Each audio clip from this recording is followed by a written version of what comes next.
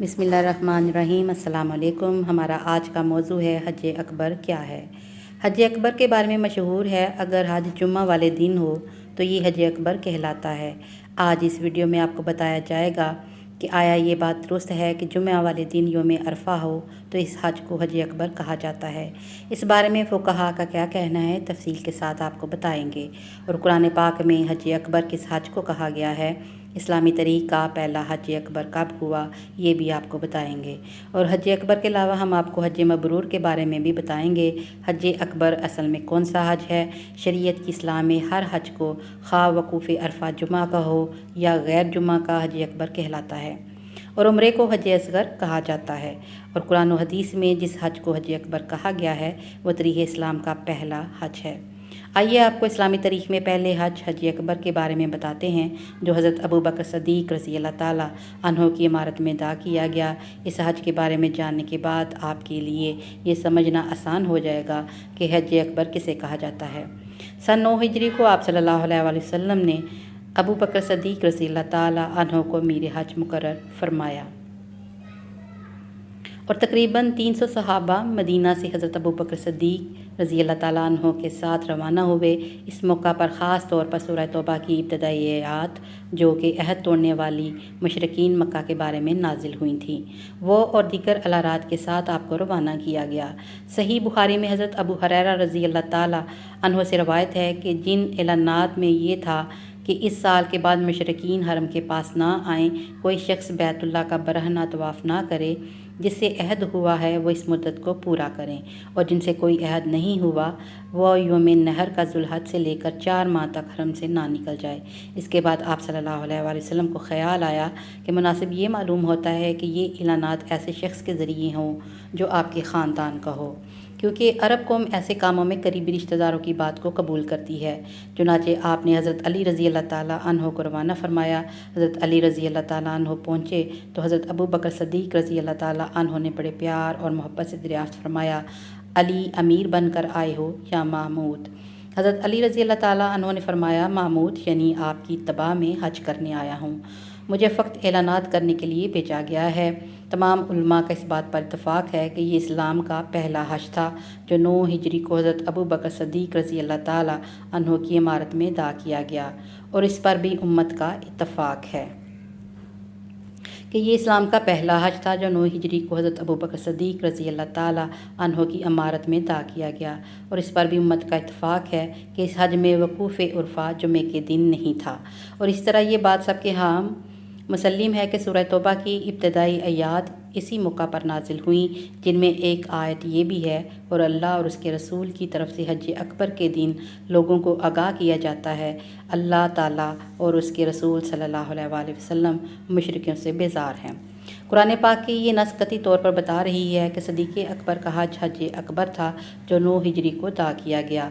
تو اس سے معلوم ہوا کہ وقوف عرفہ کا جمعے کے دن ہونا حج اکبر کے لیے ضروری نہیں، یعنی اس حج کو حج اکبر نہیں کہا جائے گا، بلکہ ہر حج حج اکبر ہے، اور عمرے کے لیے حج اصغر کا نام لیا جاتا ہے۔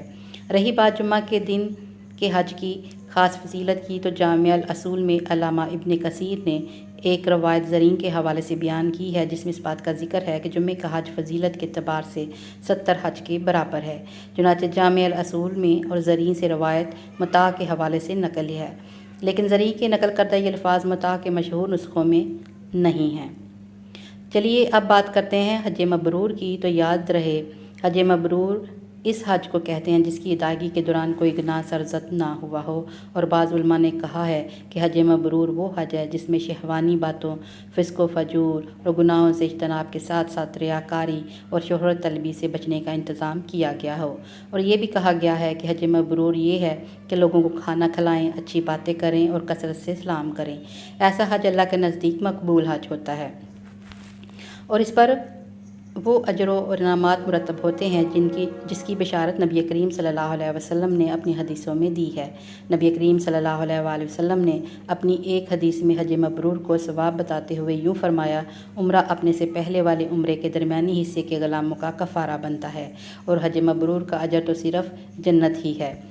دوسری حدیث میں آپ صلی اللہ علیہ وآلہ وسلم نے حج مبرور کو افضل اعمال میں شمار فرمایا۔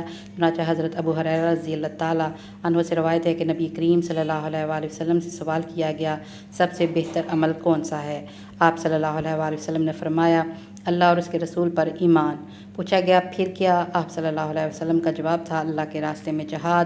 عرض کیا گیا پھر کیا؟ آپ صلی اللہ علیہ وسلم کی طرف سے ارشاد ہوا، حج مبرور۔ ایک اور حدیث میں آپ صلی اللہ علیہ وسلم نے حج مبرور کو عورتوں کا جہاد قرار دیا، جیسا کہ حضرت عائشہ رضی اللہ تعالیٰ عنہا کی روایت میں ہے، انہوں نے پوچھا ہے اللہ کے رسول، کیوں نہ ہم لوگ آپ کے ساتھ غزوہ اور جہاد میں شریک ہوں؟ آپ صلی اللہ علیہ وآلہ وسلم نے جواب میں فرمایا، تم لوگوں کے لیے سب سے اچھا اور بہتر جہاد حج ہے، جو کہ حج مبرور ہو۔ اب سوال یہ پیدا ہوتا ہے کہ وہ حج مبرور جس کا اتنا ثواب اور اس کی فضیلتیں ہیں، وہ کیسے ممکن ہے اور اس کی کیا شرائط ہیں؟ تو غور سے سن لیں کہ حج مبرور کی ادائیگی کے لیے جن امور کا برتنا لازمی ہے وہ یہ ہیں: سچی توبہ، رفع مظالم، مال و حلال، اخلاص نیت، ضروری مسائل حج کا علم اور ان پر عمل، طریقہ نبوی کی اتباع فکر، گناہوں اور نافرمانیوں کی مکمل پرہیز، ذکر و تلبیہ میں مشغولیت، حدود و حرم کے تقدس کا خیال اور اس کے پامالی سے اجتناب، قیام مکہ کے دوران اس کی عظمت اور اہمیت کا استحصال اور ایسے قول و عمل سے تراز جو کہ اس کے احترام کے منافی ہوں، تاریخی اور مقدس مقامات کی زیارتوں کے دوران شرک کرنے سے بچنا، خوش اخلاقی اور حسن سلوک۔ ان امور کی مختصر تفصیل یہ ہے۔ جب مسلمان حج کے سفر کا ارادہ کرے تو اس کو چاہیے کہ اپنے گھر والوں اور دوستوں کو اللہ سے ڈرتے رہنے کی وصیت کرے، یعنی اللہ کے احکامات پر عمل کرنے اور گناہوں سے بچنے کی تلقین کریں۔ حج کے لیے کمائی حلال اور پاکیزہ ہو۔ آپ صلی اللہ علیہ وسلم نے ایک حدیث میں فرمایا، اللہ پاکیزہ ہے، پاکیزہ چیز کو ہی قبول کرتا ہے۔